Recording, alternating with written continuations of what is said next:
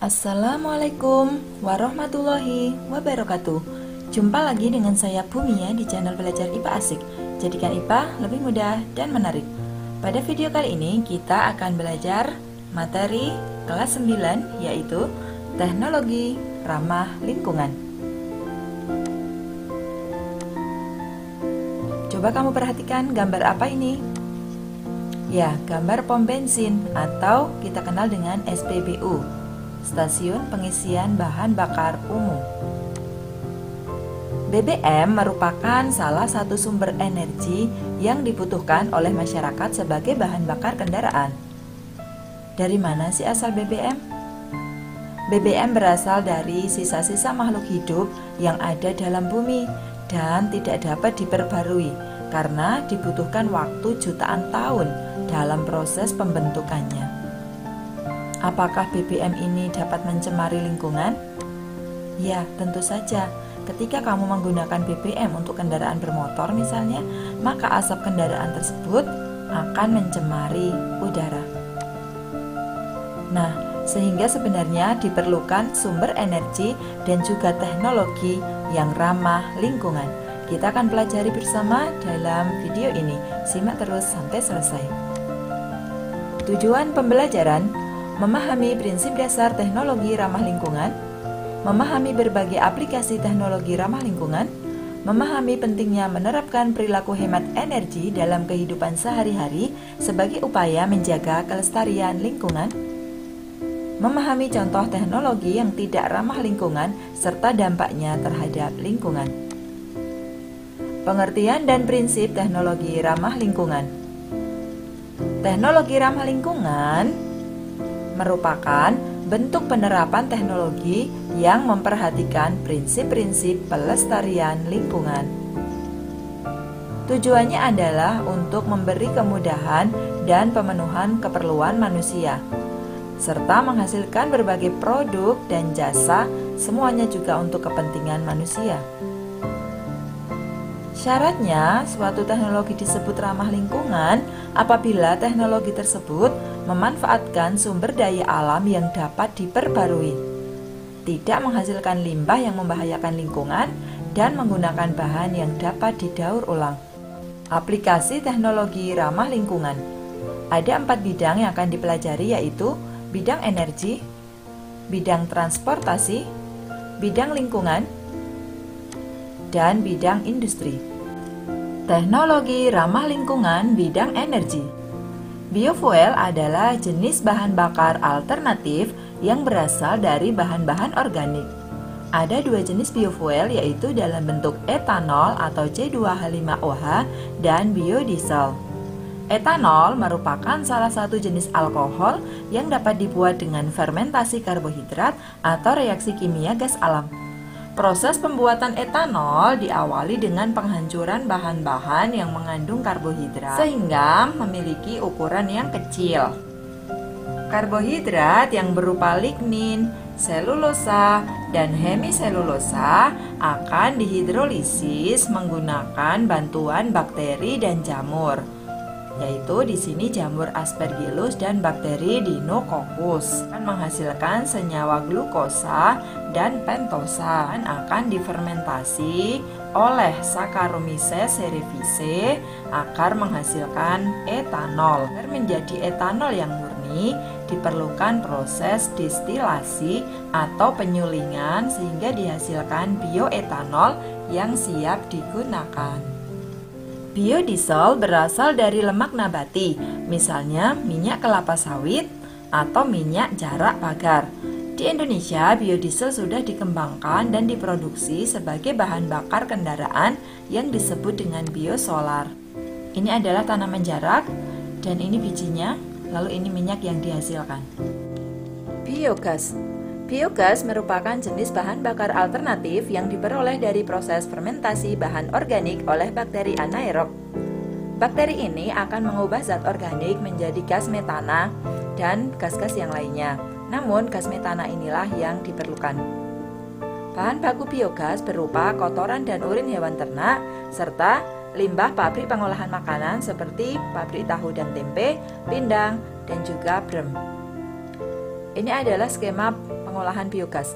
Kotoran sapi masuk ke bak pengaduk dicampur dengan air ya. Setelah itu akan masuk ke pipa-pipa ini agar masuk ke tangki atau bak digester. Setelah beberapa lama akan terjadi proses fermentasi sehingga akan dihasilkan gas metana. Gas ini akan dialirkan melalui pipa-pipa dan bisa digunakan untuk memasak. Sedangkan sisanya itu akan bisa dimanfaatkan sebagai pupuk tanaman. Biogas merupakan sumber energi alternatif dan sekaligus dia bisa menjaga kebersihan lingkungan. Sel surya atau solar cell. Sel surya merupakan alat yang dapat mengubah energi cahaya matahari menjadi energi listrik. Cara kerja sel surya. Ketika cahaya matahari mengenai panel surya, cahaya akan menghasilkan emisi elektron pada komponen panel. Elektron ini kemudian dihubungkan dengan sistem tertentu sehingga akan dihasilkan listrik. Listrik ini akan dialirkan dan disimpan ke baterai. Setelah itu akan masuk ke inverter apabila menggunakan alat listrik AC atau arus bolak-balik. Hasil energinya ini bisa dimanfaatkan untuk apa saja? Pembangkit listrik tenaga air atau hydropower. Hydropower dibuat dengan membangun dan membendung sungai besar untuk membentuk tempat penampungan air. Air yang dibendung dialirkan melalui suatu pipa besar dengan debit atau laju tertentu untuk bisa memutar turbin generator yang akan menghasilkan listrik. Pembangkit listrik samudra, ocean power. Energi samudra ada 3 macam, yaitu energi pasang surut atau energi tidal, energi gelombang laut PLTGL, dan energi panas laut. Pembangunan teknologi ini membutuhkan biaya yang sangat besar. Alat mudah rusak akibat korosi air laut dan badai. Dan di dunia ini hanya sedikit daerah yang cocok dibangun teknologi ini. Pembangkit listrik tenaga ombak. Dan ini adalah pembangkit listrik tenaga pasang surut air laut yang ada di Larens, Perancis. Pembangkit listrik tenaga angin atau wind power. Ada 2 jenis pembangkit listrik tenaga angin yang saat ini dikembangkan, yaitu pembangkit listrik tenaga angin yang dibangun di daratan dan yang dibangun di pantai. Angin tersebar luas dan tidak pernah habis. Pembangkit listrik tenaga angin ini bebas dari polusi. Tapi angin yang ada harus cukup besar dan stabil. Energi geotermal merupakan panas yang tersimpan dalam tanah, lapisan dasar bumi, dan cairan dalam kerak bumi. Kita dapat menggunakan energi yang tersimpan ini untuk memanaskan dan mendinginkan bangunan serta menghasilkan listrik. Nah, gambar yang ini adalah geotermal milik PT Geodipa Dieng. Yang ini sudah digunakan untuk pembangkit listrik juga dialirkan se-Jawa dan Bali. Fuel cell dan hidrogen power. Hidrogen ditambah dengan oksigen akan menghasilkan H2O dan energi. Energinya ini berupa energi dari H2 ini ya, akan menjadi energi listrik. Uap air yang dilepaskan ke atmosfer tidak berbahaya, sehingga tenaga hidrogen ini ramah lingkungan. Hidrogen juga menyediakan energi yang lebih banyak daripada bahan bakar lain. Namun sayangnya, untuk menghasilkan gas hidrogen dan alatnya membutuhkan energi dan biaya yang besar. Teknologi ramah lingkungan bidang transportasi. Kendaraan hidrogen atau hydrogen vehicle. Di dalam kendaraan hidrogen terpasang alat yang mampu mengubah dari energi kimia menjadi energi mekanik. Energi kimianya berasal dari hidrogen. Kendaraan ini mampu melaju dengan kecepatan 450 km per jam dan tentunya ramah lingkungan karena tidak menghasilkan asap pembakaran CO2. Mobil surya. Mobil surya merupakan mobil yang energi utamanya berasal dari sinar matahari. Pada mobil atau bus surya ini terdapat panel surya yang terdapat di atap bus. Panel surya ini dapat mengubah dari energi matahari menjadi energi listrik yang dapat digunakan oleh alat-alat listrik dalam bis dan penggerak pada mesin bis. Mobil listrik. Mobil listrik merupakan mobil yang didorong oleh satu atau lebih motor listrik menggunakan energi listrik yang disimpan dalam baterai atau alat penyimpan energi yang lain. Motor elektrik ini mampu memberikan tenaga putaran dengan cepat dan memberikan percepatan yang kuat tapi suaranya halus dan tentunya ramah lingkungan. Teknologi ramah lingkungan bidang lingkungan. Yang pertama adalah biopori. Biopori dikenal dengan istilah teknologi lubang resapan atau TLR. Ini merupakan teknik untuk membuat wilayah resapan air hujan.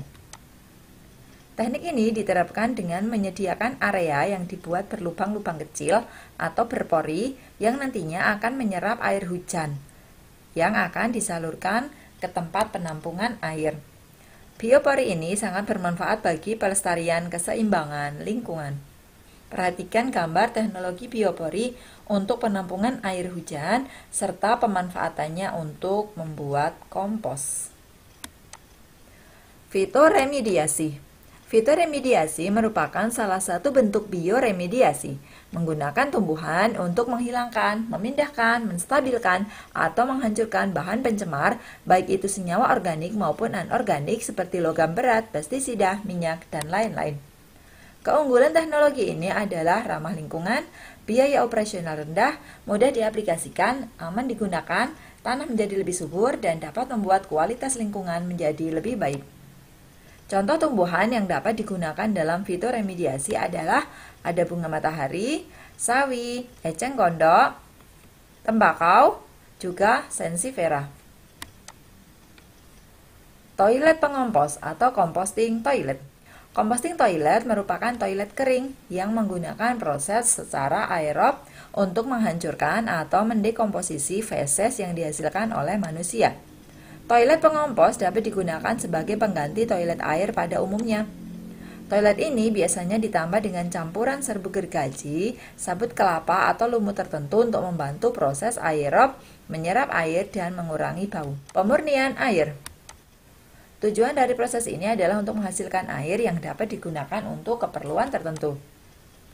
Ada 3 jenis pemurnian air, yaitu secara fisika, kimia, dan biologis. Secara fisika ada proses filtrasi atau penyaringan, sedimentasi atau pengendapan, distilasi atau penyulingan. Sedangkan secara kimiawi bisa dengan penjernihan air menggunakan klorin, penyinaran dengan sinar ultraviolet, dan juga pemberian karbon aktif sebagai pembunuh kuman dalam air. Pemurnian air secara biologis bisa menggunakan tumbuhan penyaring air seperti eceng gondok yang di akar-akarnya itulah mampu menyaring air. Pemurnian air sederhana. Perhatikan gambar. Air kotor akan masuk ke trim penyaringan yang berisi susunan sebagai berikut. Ada batu bata, ijuk, arang, pasir, ijuk, dan kerikil. Air yang keluar dari nomor 1 akan masuk ke trim pengendapan nomor 2 yang isinya adalah ijuk. Setelah itu akan keluar air bersih yang sudah bisa dimanfaatkan. Teknologi osmosis balik. Osmosis adalah perpindahan zat dari daerah yang memiliki konsentrasi rendah atau encer melalui suatu membran menuju daerah yang memiliki konsentrasi tinggi atau pekat. Sehingga kalau pada gambar ini, air akan mengalir ke kanan sesuai arah anak panah ini. Sedangkan osmosis balik itu diberikan tekanan dari luar yang menyebabkan air akan mengalir dari larutan yang lebih pekat melalui membran ini ke larutan yang lebih encer. Teknologi osmosis balik diterapkan dalam pembuatan air minum dengan memurnikan air laut, sehingga bisa menghilangkan garam-garam dan zat lain yang tercampur dalam molekul air laut. Biopulping. Biopulping adalah teknologi ramah lingkungan yang terinspirasi dari proses pelapukan kayu dan sampah tanaman oleh mikroorganisme. Proses pelapukan dilakukan secara alami oleh berbagai jenis mikroba dan jamur, sehingga sampah dari pohon-pohon yang telah mati akan kembali diserap oleh alam secara alami. Perilaku hemat energi dalam keseharian. Yang pertama adalah membudayakan menggunakan sepeda atau berjalan kaki. Apabila kamu akan menuju ke tempat yang dekat, lebih baik kamu jalan kaki atau naik sepeda daripada menggunakan motor atau mobil, sehingga di sini kamu akan hemat dari penggunaan bahan bakar. Yang kedua, mematikan lampu saat tidur dan saat siang hari. Nah, untuk ini Rumah sebaiknya didesain dengan banyak jendela sehingga akan memiliki penerangan yang cukup, maka tidak perlu menyalakan lampu di siang hari. Yang ketiga, jika menggunakan pompa air, penuhilah bak mandi dan tempat penampungan air dalam sekali waktu. Yang keempat, membuat jadwal mencuci dan menyetrika pakaian secara teratur. Khususnya ini yang mencuci pakai mesin cuci dan juga menggunakan setrika listrik. Berangkat lebih pagi agar terhindar dari kemacetan. Kemacetan di jalan akan membuat kendaraan akan membuang bahan bakar secara percuma. Berikutnya adalah memilih peralatan rumah tangga yang hemat energi. Contohnya, yang berikutnya, jangan membuang-buang kertas begitu saja. Tanamkan dalam dirimu bahwa setiap kamu menggunakan sebuah kertas, berarti kita sudah menebang satu pohon. Yang terakhir adalah menggunakan air secukupnya ketika mandi dan juga mencuci. Dicontohkan di sini beberapa teknologi yang tidak ramah lingkungan. Yang pertama adalah pengolahan minyak bumi. Minyak bumi memiliki banyak manfaat dan dapat diolah untuk digunakan sebagai bahan baku, seperti aspal, pelumas, nafta, solar, minyak tanah, aftur, bensin, dan LPG. Minyak bumi terbentuk dari makhluk hidup yang telah mati jutaan tahun yang lalu dan terjebak dalam suatu ruangan yang tertutupi oleh bebatuan di dalam tanah ataupun di dasar laut. Minyak bumi yang demikian disebut dengan light crude oil. Untuk mengambil minyak bumi tersebut, kita harus mengebor ke dalam ruangan yang berisi minyak tersebut, lalu memompanya keluar. Setelah dipompa keluar, minyak akan disalurkan melalui pipa, truk, atau kapal minyak menuju kilang minyak. Dalam kilang minyak akan dilakukan penyulingan atau destilasi minyak bumi.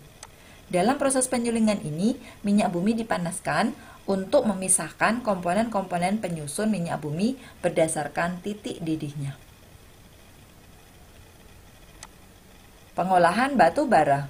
Pengolahan batu bara juga merupakan teknologi yang tidak ramah lingkungan. Batu bara merupakan bahan bakar fosil yang berbentuk padat, yang terbentuk dari beberapa tahapan dan berasal dari tanaman yang telah terkubur 300-400 juta tahun yang lalu. Kemudian terpapar panas yang tinggi dan tekanan selama jutaan tahun. Dari dulu, batu bara telah digunakan secara luas untuk menghasilkan panas dan listrik. Namun, penggunaan batu bara ini merusak tanah, mencemari air, dan udara.